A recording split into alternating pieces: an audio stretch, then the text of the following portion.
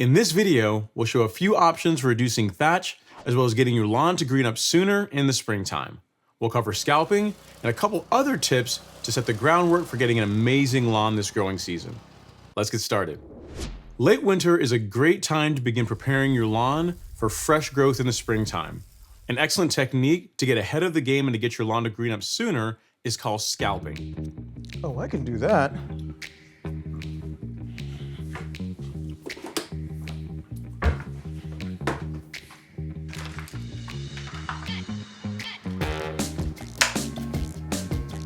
Stop! What? Not that kind of scalping. Scalping your lawn. You know what? Don't pick up any sharp equipment until you watch the entire video. Okay, fine. I'll watch the entire thing. I mean, what kind of scalping are you talking about?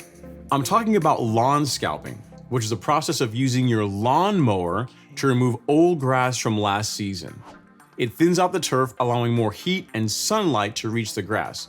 In most cases, people that scalp their lawn see their lawns turn green up to 2 weeks sooner than people that don't scalp it. If you decide you'd like to give it a try, here's how I recommend you go about doing it. Let's start by setting your mower to a height of cut that's lower than usual. This is going to allow you to remove more grass from your lawn. You'll also need to use a grass catcher or a bag so that you're capturing the clippings versus simply cutting your grass and allowing them to fall back on your lawn. Once you start, a good tip is to place lawn refuse bags at different spots in your lawn to minimize how much walking you're going to need to do to empty the basket. And then it's rinse and repeat until you're all done. For best results, I recommend making passes in multiple directions to ensure you're moving as much of the old material as possible. You'll see here in the video, there's times where I'm cutting the same area of the lawn multiple times, again, just to make sure I get as much grass out as possible. Now, if it wasn't apparent by the footage, scalping your lawn is a lot of work. In the case of this lawn, we removed 17 bags of material over the course of several hours. The hard work is totally worth it though if your priority is to get a green lawn as soon as possible this spring. Nice. Now I get some of the benefits of scalping my lawn in the springtime. But in the beginning, you also said you had some tips and tricks for getting a great lawn all year. You gonna share them with us?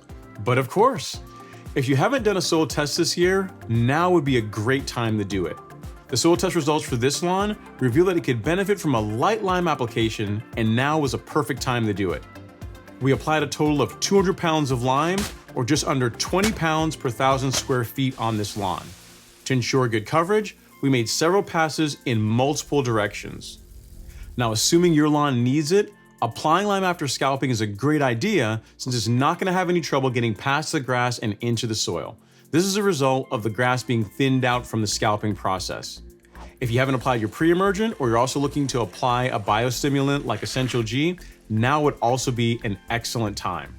Once you're done, be sure to water everything in so it can get down into the soil and begin working.